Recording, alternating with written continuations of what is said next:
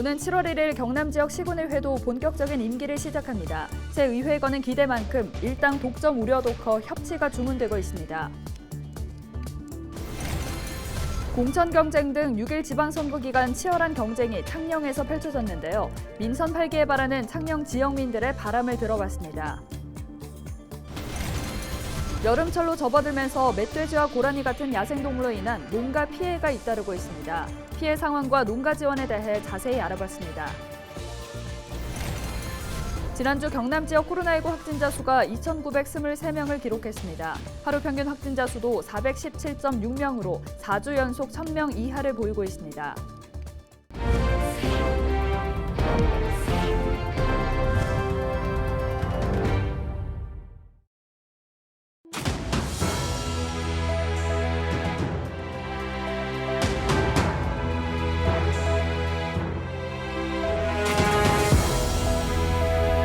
여러분 안녕하십니까? 헬로티비 경남 뉴스입니다. 경남 지역 시군의회 의원들이 원구성을 앞두고 있습니다. 오는 7월 1일 본격적인 임기를 시작하게 되는데요. 네, 주민들을 대표해 목소리를 내야 할 기초의원이지만 일각에서는 우려의 목소리도 나오고 있습니다. 왜 그런지 전주현 기자가 취재했습니다. 제8회 전국 동시지방선거에서 선출된 경남 지역 기초의원은 모두 270명. 이번 선거에서 경남 지역 18개 시군 중 거제시와 의령군을 제외한 16개 지역이 국민의힘이 다수당을 차지했습니다. 하지만 의령군 의회의 경우 국민의힘 5석, 무소속 5석인데 이후 선거 전 국민의힘을 탈당했던 무소속 의원들이 복당 절차를 거친다면 국민의힘이 다수당이 될 가능성이 높습니다. 전체 기초의원 당선자 수를 비교했을 때 비례대표를 포함하면 기초의원 270석 중 국민의힘이 172석으로 63.7%를 차지했고 더불어민주당은 80석, 무소속은 18석입니다. 이번 기초의원 구성을 보면 국민의힘 기초단체장들이 대부분을 차지한 상황에서 의원들마저 가반 이상이 같은 당 소속으로 견제와 감시가 제대로 될 수 있을지 우려가 나오고 있습니다. 또 국민의힘과 더불어민주당 외 소수 정당은 단 한 석도 확보하지 못해 소수의 의견을 전달할 수 있는 제도적인 보완이 필요하다는 지적도 나옵니다. 좀 우리가 바람직스럽기로는 그 야당도 좀 어느 정도 좀 이렇게 상당 부분 좀 들어가서 견제와 균형이 이루어지도록 하는 것이 정당 정치를 하는 근본적인 목적에 좀 부합한다고 볼 수 있는데 같은 정당, 다시 말해서 국민의 정당의 그 의원들이 다수가 되고 그다음에 이제 단체장이 국민의 그 힘이 됨으로 인해서 같은 정당 내에서 어떻게 견제가 잘 될까 하는 우려가 있지요. 이번 선거에선 여성 정치인들의 활약도 저조합니다. 비례대표를 제외하고 지역구 여성 의원은 모두 10명. 전체 의원 수와 비교했을 때 21%에 불과합니다. 밀양시의 경우 지역구 여성 의원은 단 한 명도 없고 고성군 의회의 경우 비례대표 의원과 합쳤을 때 여성 의원이 다수를 차지합니다. 비례대표 의원이 아니면 여성들의 설 자리는 없다는 지적입니다.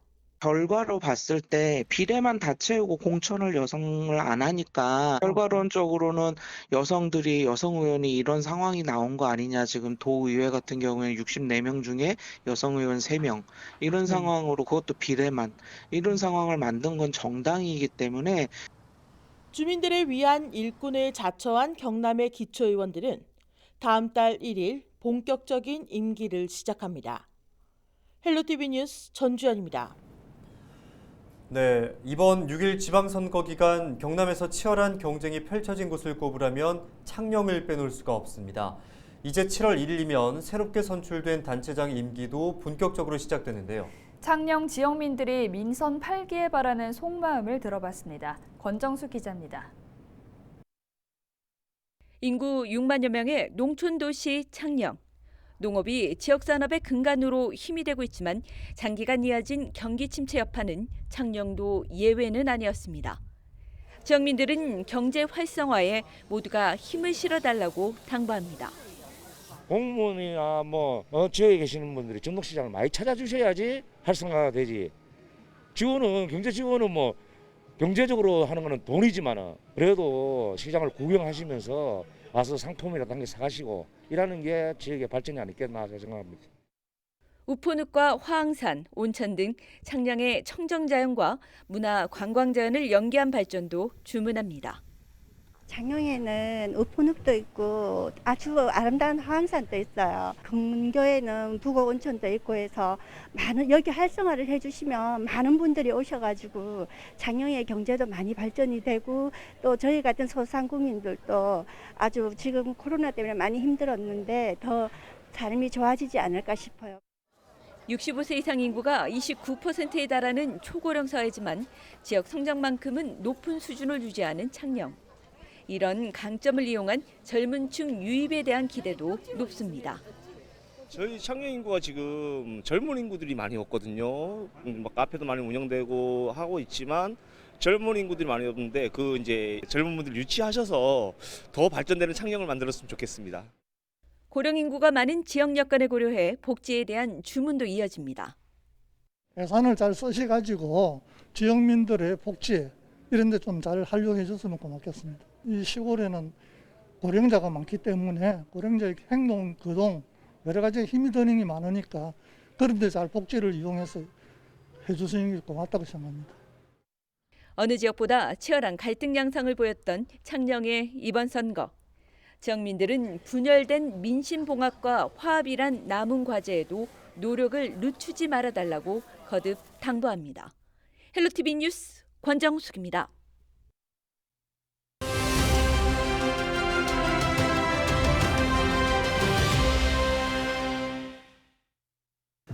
밤사이 덥고 습한 날씨 때문에 잠 못 드신 분들이 많으실 텐데요.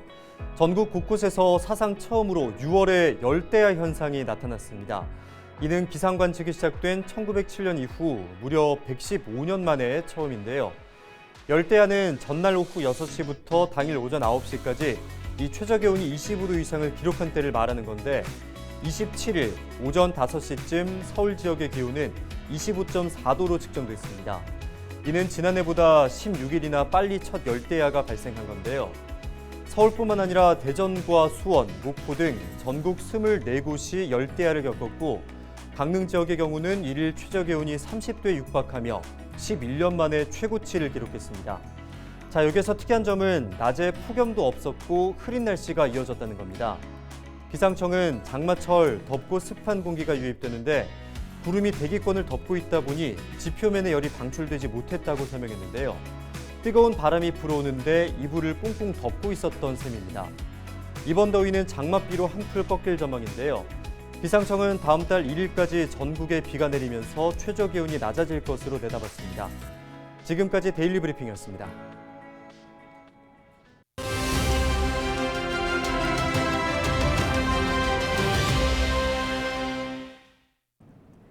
매년 이맘때가 되면 농가에서는 야생동물과의 전쟁이 시작되는데요.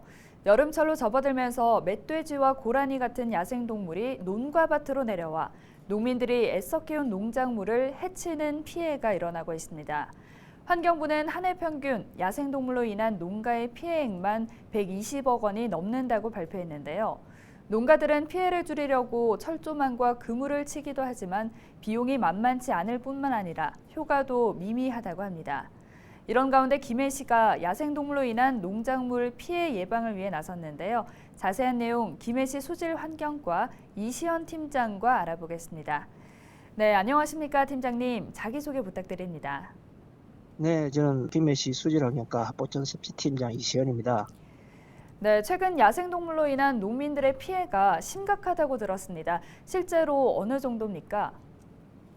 네, 야생동물 피해는 주로 멧돼지나 고라니 그리고 이제 까치의 과수 피해가 많습니다. 우리 시는 이제 장류, 진녕 등의 야산과 좀 인접한 단강 가수원에서 많이 발생하는데요.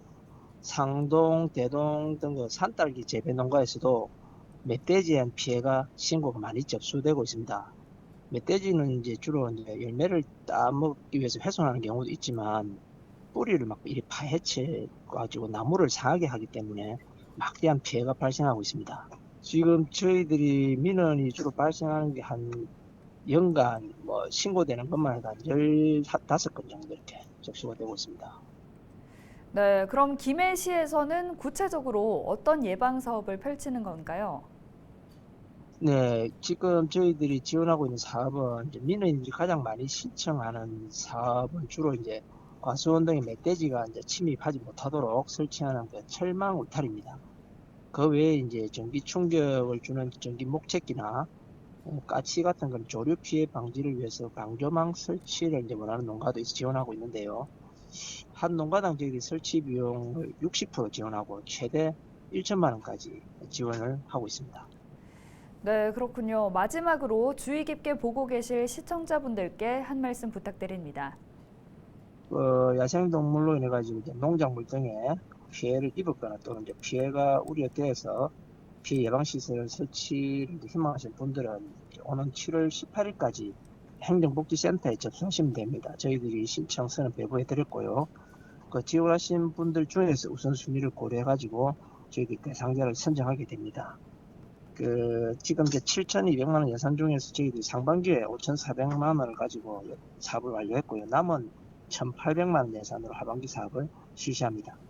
해당되시는 농가에서는 이제 빠짐없이 신청하셔서 야생동물로 인한 농작물 피해를 입지 않도록 예방하시길 바라고, 우리 시는 지속적으로 사업을 실시해 나가서 경작하시는 분들이 안심하고 영농 활동을 하실 수 있도록 노력하겠습니다.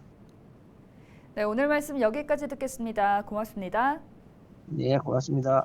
네, 지금까지 김해시 수질환경과 이시연 팀장과 이야기 나눴습니다.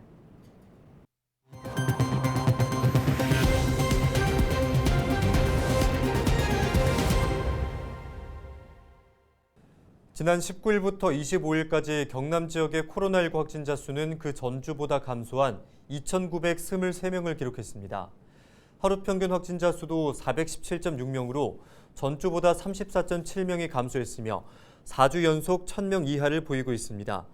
지역별로는 창원이 952명으로 가장 많고 이어서 김해, 양산, 진주, 거제, 사천순입니다. 연령대별로는 40대 확진자가 가장 많이 증가했고 70대 이상 확진자 감소폭이 가장 컸습니다. 28일 0시 기준 경남 지역의 코로나19 확진자는 전날보다 426명 증가한 637명이 발생했습니다. 위중증 환자는 2명, 재택치료자는 2,731명입니다. 네, 제9대 김해시의회 개원 전부터 자리를 놓고 마찰을 빚던 여야가 원내대표 간의 협상으로 갈등이 일단락됐습니다. 더불어민주당 송유인 당선인과 국민의힘 김동관 당선인은 28일 김해시청 프레스센터에서 협치를 통해 시정 발전에 최선을 다하겠다고 밝혔습니다. 이어 의장과 상임위원장 3석은 국민의힘이 맡고 부의장과 상임위원장 1석은 더불어민주당이 맡기로 합의했다고 밝혔습니다. 한편 이날 민주당 당선인들은 지난 제8대 김해시의회 하반기 원구성 과정에서 상처받는 분들께 위로와 사과를 전하고 협치 제안을 수용해준 국민의힘 당선인들에게 감사하다고 전했습니다. 제8대 양산시 의회가 7월 1일 개원을 시작으로 본격적인 운영에 들어갑니다. 양산시 의원들은 1일 오전 충렬사와 현충탑 참배로 공식 일정을 시작해 오전 10시 본회의장에서 의장과 부의장을 선출합니다. 이어 오후 2시 개원식을 열고 청렴하고 공정한 의정활동을 다짐합니다. 양산시의회 원구성은 7월 4일 각 상임위원장을 선출하며 마무리됩니다. 변광용 거제시장이 4년간의 임기를 마치고 퇴임했습니다. 변 시장은 28일 시청 블루시티홀에서 직원 400여 명이 참석한 가운데 퇴임식을 갖고 민선 7기 시정을 마무리하는 시간을 가졌습니다. 또 그동안의 지지와 격려에 대한 감사 인사를 전하며 아쉬운 순간은 뒤로 하고 새로운 시작을 위한 힘찬 걸음을 이어나가겠다고 밝혔습니다. 여자가 말을 안 들으면 그럴 수도 있다는 여성 비하 발언으로 공분을 샀던 경찰의 징계 결과가 뒤늦게 알려졌습니다. 창원 중부경찰서는 문제의 발언을 한 경찰에게 지난 9일 경고 처분을 내렸다고 밝혔습니다.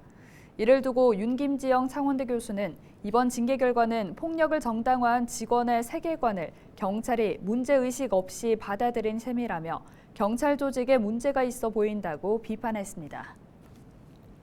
이상으로 뉴스를 마칩니다. 함께해 주신 여러분 고맙습니다.